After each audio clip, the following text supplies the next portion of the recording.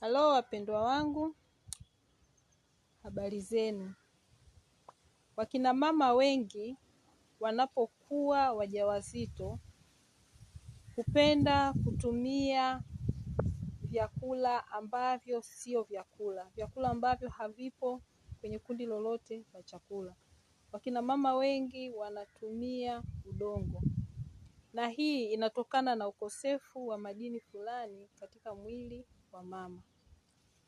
Udongo huu kwa kawaida sio chakula na wala si sahihi kwa mama kutumia udongo. Ikumbuke tu kwamba mazingira yaliyopatikana udongo huu yanaweza yasiwe salama pia.